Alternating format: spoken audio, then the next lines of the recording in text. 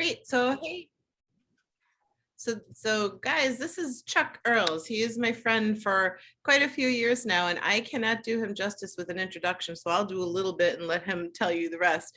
But he did just return from Portugal, um, participating in the USA kayaking team, to bring home the gold for USA, although I don't think we did the gold, but that's not the point. The point is where he started to where he got, he did using social media. And he's like the king of learning how to leverage social media. And it is such a key thing for us as realtors. So I'm going to let Chuck tell you more about everybody. This is Chuck Earls. Thank you.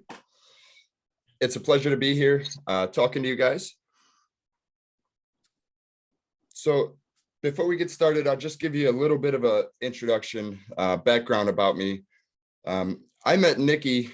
We were paying for a course on lead. It was sales funnels. And I didn't know at the time, but it wasn't the sales funnels that I learned. I like to observe everybody, and you can always learn if you just close your mouth, open your ears, and take the time to listen. And what I learned from the program really was to build a community and leverage social media, for the intentions that I felt were right.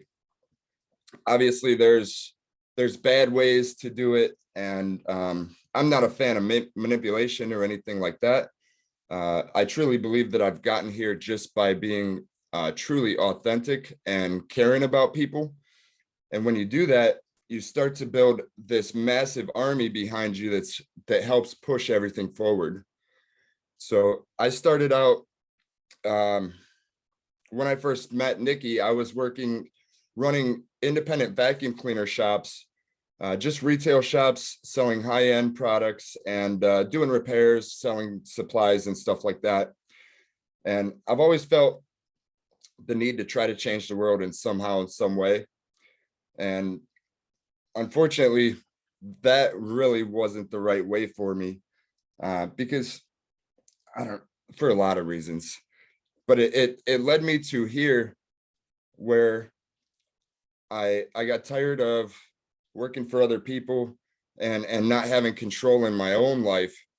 So I took charge and started just implementing some of the things that I learned, but I learned so much more along the way.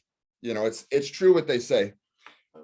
If you focus on all the obstacles that are in front of you, you're going to just sit on the couch, turn on the TV, but if you look at the main goal and you just focus on the first step, you take that first step, the second step will always present itself to you. So all you got to do is just take that first step, and eventually you wake up one morning and you're smacking yourself in the face trying to make sure that it's not a dream. And it's just an incredible feeling. Now, with that being said, I've pretty much developed a community here along the Lake Erie shoreline on cold water kayak fishing safety, big water kayak fishing safety, and most importantly, just compassion.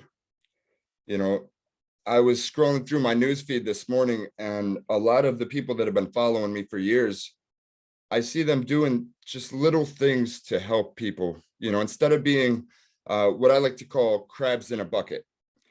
If you take one crab and you throw it in a bucket and you turn your back, next time you turn around, that crab is gone. If you take two crabs, throw it in a bucket, turn your back, you can leave for a month, come back, and those crabs are still pulling each other back down into the bucket. And that's kind of how a lot of society is. People see somebody doing something good and they want to pull them down because it's their own insecurities. Maybe they wanted that, but they didn't want to put the work in. So if I can't have it, you can't either. Well, if you change that mindset and you reach back and you lift people up, you start changing the world. They say one person can't change the world, but one person can make a large enough impact in enough people that will truly change the world. So I've done that over the years through social media, being pretty much omnipresent, just throwing as many darts against the wall as I can. I have a Facebook, Instagram, TikTok. TikTok's not real big. One thing, you kind of stretch yourself a little thin. So one of the mistakes that I've made was trying to do too much too fast without the right processes and systems in place, which I've kind of dialed in to this point, and it's definitely helped me keep all these different avenues going. Aside from social media, I have a podcast. I think we're on episode 31 or something like that. I have a YouTube channel. This year in 2022, I attended 10 different industry expos in my community, and I put on 30 different presentations, on fishing, cold water safety, big water kayak fishing and stuff like that. But what I've done is I've positioned myself in the community as the expert. Along the way, I've earned recognition from the National Center for Cold Water Safety, which that's a big deal. When you have the head honcho saying, hey, this is the guy in your community that you need to listen to, it eliminates even the worst doubts. So that's something you can do in your business. All of you have specific skill sets and specific things to bring to the table that nobody else has. And being willing to embrace that and provide that to the community, that's what's going to fuel the stuff that grows your business. And next time there's a conversation, somebody's going to say, hey, you need to call Nikki. Not only is she the best real estate agent in the area, she does this, and this, and word of mouth always trumps everything. So, Chuck, unless you like, could you drill down real quick on what are some of your processes for, let's just take like one social media outlet. So go Facebook or Instagram, something like that, for these guys to, if they were going to jump on that platform, how would they need to start building it for themselves? I was having a conversation with a good buddy of mine, Jeff Little. He's one of the guys that has helped me out along the way, great mentor. And we talk about content sometimes and what's the word? Like what works, what doesn't, surprising things that maybe we didn't think would work, but it blew up tremendously. So perfect example, Jeff travels a lot. He travels, makes content and fishes. And on one of his trips, his transmission broke down, so he made a post, made a video about the whole adventure and the adversities that he faced and just putting out his genuine experience. And that piece of content went way beyond a lot of the other stuff that most people put out. So most of the time you jump on social media and it's all just the good stuff. Well, people like to see the underdog story. They like to see real life. And when you portray your real life into them, they can relate a lot easier and they start to, cling to you because you're not just some social media influencer trying to put out what you think is going to be valuable. You're just being real. And, that is the true message, is just being authentic, being real and sharing your story and do it now. Don't wait till your content's good. Don't wait till you think that, you're at that level. People want to see you get to that level. And then when you do, you have this massive army behind you, pushing you up and just fueling everything. So with social media, you start by surrounding yourself with the right people, the right connections, the right friends. Obviously, you want to try to grow your friends list rapidly, but you don't want to grow it with the wrong people. And you want to always be authentic to yourself. When you see somebody that you feel doesn't belong, eliminate them, block them, and move on. Same with your social media content. When you're scrolling through the news feed, if there's something that takes your positive energy and it turns it down, block that person, eliminate it, unfollow, just eliminate it from your life. Because even the strongest person can be brought down by, a bad message. So nurturing that, it allows you to start building a community. One of the other things that I did was I created what started with creating a group of industry professionals in the vacuum industry. So when I got into the vacuum industry, all the old timers told me that the industry was dying. I should go find something else. I love a challenge, so I shrugged that off, and eventually I went out to Las Vegas for an industry seminar, basically like an expo that they put on once a year. And I showed up with a legal pad full of a schedule full of all these classes that I felt was going to bring value and I was going to learn from. What I realized was it was all just a sales pitch, and the value that I was getting, I was wasting my time. Maybe if I was lucky, I pulled one or two things from it, but I felt like I was wasting my time. And I said, no wonder the industry's dying. Where do people go to learn? There's nowhere, unless you have a connection or a friend in business that's going to share. But in that aspect, you only have one piece of the pie, to adapt to. So I put together a Facebook group of just individual brick and mortar business owners, exclusively, no manufacturers, nobody that's not inside the industry.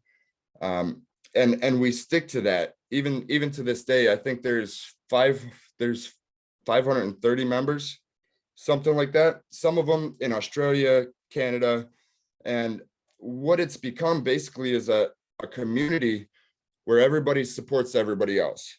You have a problem, you go in there, you get the opinions of like-minded people like you, and you can adapt and grow from there.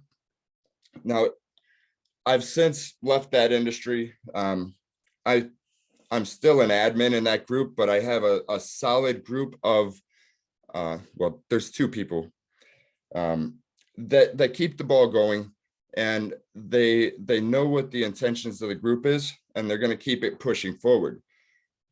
Well, I brought that into the fishing industry with the Lake Erie Kayak Fishing Group, and did the same thing.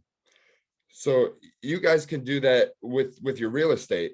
I know there's community groups and there's all these other things. A lot of times people are afraid to ask because they don't want to get beat up. They don't want to get harassed. And a lot of these groups just care about numbers. At the end of the day, who cares about the numbers? It's about the community inside. So, you start simply with deciding what true value you can bring to the community, and you build your group around that. And eventually, I mean, it doesn't happen overnight. Overnight success story is always 10 years in the making. So you just have to start, add the right people, and be quick to eliminate the wrong people. Can I Eventually, ask a question? Can I ask yeah. a question?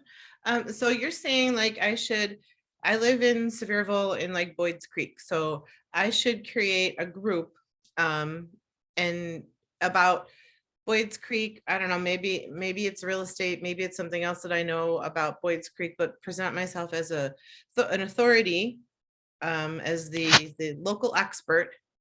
And then I get people in the community, and then they know that I'm the local expert, the local buyer's agent, the local lister, and then they can ask me questions. It's a smaller group. they get to know me and they trust me, and that's how I start getting referrals, and then so what kind of posts do you do? How often do you do posts? Is it videos? Is it like, how do you start? Well, I would say don't start a real estate group. Start maybe a group that showcases why it's the best area. You know, what cool stores, what cool places, you know, just those kinds of things. Cool people that are making an influence and a difference in the community. So like do And little interviews with them. Like you can even like go do videos and say, hey, here's Mamma Mia's restaurant. Let me talk to the owner. And then, you gain their trust, and then people are listening to your message, and okay, all right. Yeah. yeah, And and I started, when I started in real estate, I started a group called Fun with Friends Maryville, because I live in Maryville, Tennessee. And it right now has 600 or so people in it. And they post all the time, hey, you guys want to go bowling? Hey, and every now and then I dip in and I'm the admin, and but I originally did it because I wanted to try to create a pool of people that I could fish from as clients, right? But what I found is those people, a lot of them have moved to the area. They don't know people. And it's just the opportunity for them to get together and have a good time that I facilitated. And if I pick up a referral from that later, fantastic. If I never do, I've at least helped a handful of people get together, feel a sense of community, those kind of things. So yeah, even something simple as, hey, we're all here for new agents, even like Brian starting a new agents in Knoxville group. What are we doing, guys? I don't even know what's going on here. That kind of thing. And like you were saying, they get the chance to watch you grow, mature. 5 years down the road, you're a different agent, a different person, but you've got that track record of, hey, we all started somewhere. Here's why I chose to come where I came. Here's how that worked out for me. Those kind of things. So yeah, you were talking about embracing the suck. We have about 6 minutes left in the call. Maybe give us a 3-minute rundown of embracing the suck. well, embracing the suck. I don't know if all of you have seen one of my videos where I jump into this icy water.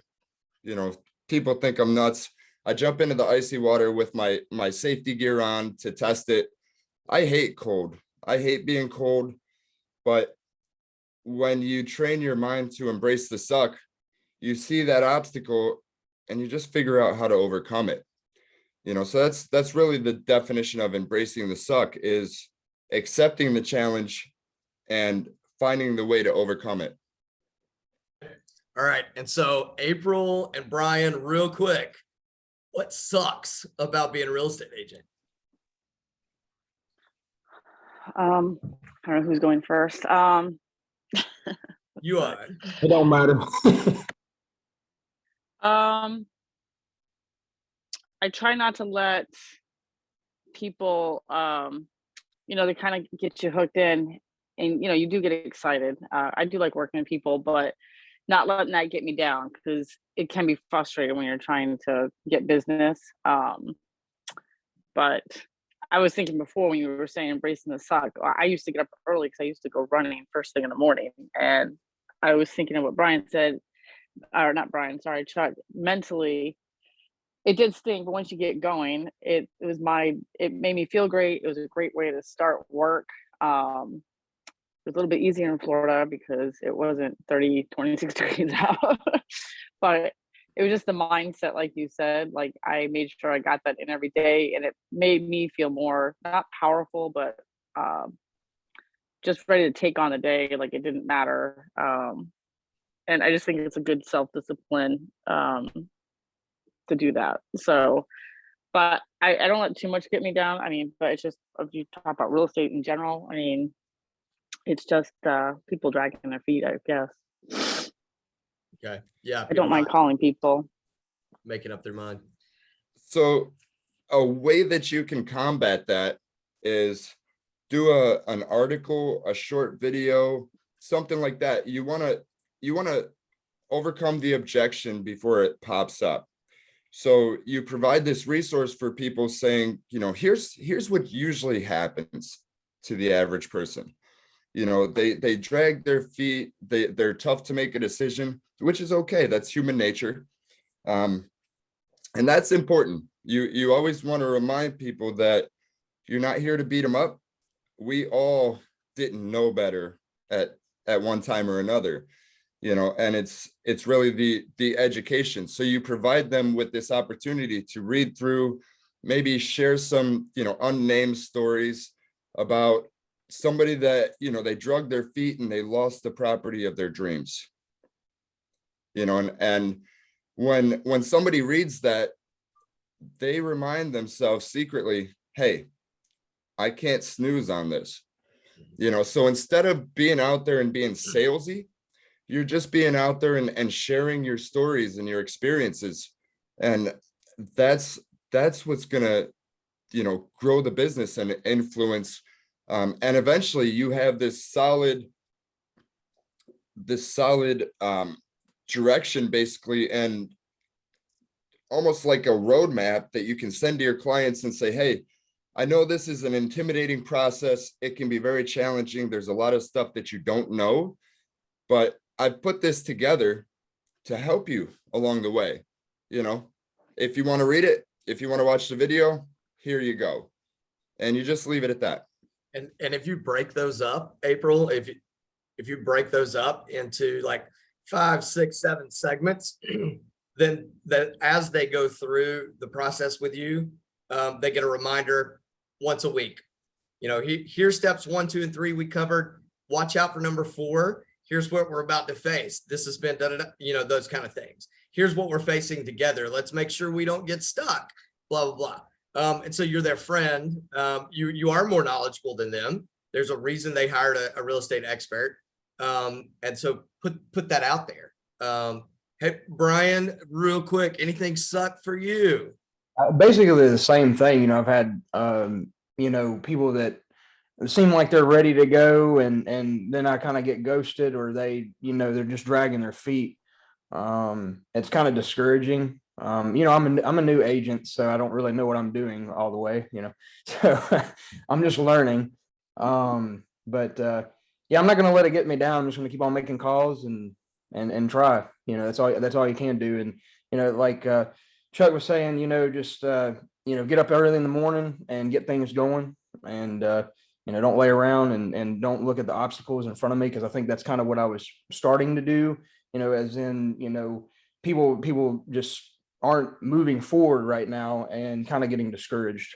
But that's why I like these little things on Friday. It just kind of motivates you. So Yeah. I was gonna say to Brian, and that's one thing too, is keep making the calls, because there is gonna be somebody, and if you just, like you said, look at the main picture, what your focus is, like it's gonna happen. It's just you gotta keep just focus on that, and not don't let those crabs take you down. Yeah, those are the crabs take you down. But in addition to the phone calls, you guys, is that this is telling you that there's opportunities way outside just the phone calls. Don't concentrate on only phone calls. You have opportunities all over the place. Plus, it's a higher split, okay, if you get your own leads. So if you're building communities and you're talking to people and you're wearing your name tag and you're creating these Facebook groups and you're showing yourself as how you're growing, you can get, this is the perfect time when people aren't attacking you to buy all the houses, to build this kind of community so that it doesn't happen next time. So, don't concentrate on just the phone calls. Yeah, exactly. And for y'all who can make it through this season of real estate, we're going to see a lot of newer agents, people that got in a year, 2 years ago, out, gone. And so doubling down on your efforts, doubling down. Okay. Chuck, what's up, bud? One last thing I wanted to say, especially to Brian, don't take it personally. Again, sometimes these people are focusing on all the little steps in the way, so they might ghost or back out because they don't know how to react. Don't take it personally. Still be with them, because they might they might be your next client. They might be a client 5 years down the road. And it's all about how you react to the situation. So you react in the right way and accept where they're at, offer further help and assistance if they need it. And you just keep on plugging away, and when you use the community data, the stuff that you're putting out there, like those write-ups or those short segment videos, you create an email list, you send them that at the beginning, like, here's what you're going to face. I know it seems like an impassable wall, but here's how you get around it. So you're actually bringing their comfort level up. So they're going to feel a lot more comfortable. But you can also, on the flip side, take all that information and share those segments in all of the community groups. Create relationships with the admins and just go there to share value. You're not there selling. You're not saying, hey, I'm a real estate agent, come buy from me. You're saying, look, I have some information, I have some knowledge to share. If, this is something that you're looking at doing, purchasing a house, whether you buy from me or not, here's some information you need. And what's going to happen is people are going to flock to you. You're not going to have to lead gen or do a lot of that other stuff because you are the expert and you're genuine. They know they can hit you with questions and not just get a sales line or something like that. Okay. Thank you, Chuck. Absolutely. Yeah. Yeah. If you guys never ever post on social media a little blurb that says new listing, every real estate agent posts now showing new listing, just sold, those. Every now and then throw that out there, sure. But the content of, I just went like a short video. I just went on a showing appointment, showed somebody a house, and the dog was there. It was the craziest time I have ever experienced. Man, that dog took away the show from me, stole the show, blah, blah, blah, blah. And then you're talking about this little thing that happened. People remember, oh, he's a real estate agent. He was out doing, here's this funny story, or here's this crappy thing that happened. You don't have to just show your success, our pretty picture of ourselves. It's messy. Life is messy. People like to see you in your real state and natural like processes. So thank you so much, Chuck, for joining us. We've got our time is ticking, it's running out here. We will post this. I'll post it in our group chat for agents, and then I will send you the link to where it's posted on my site, and then continue the raw video as well. Awesome. All right. And then I will throw Chuck's YouTube info and then his email address in there if anybody has follow-up questions for him. Okay.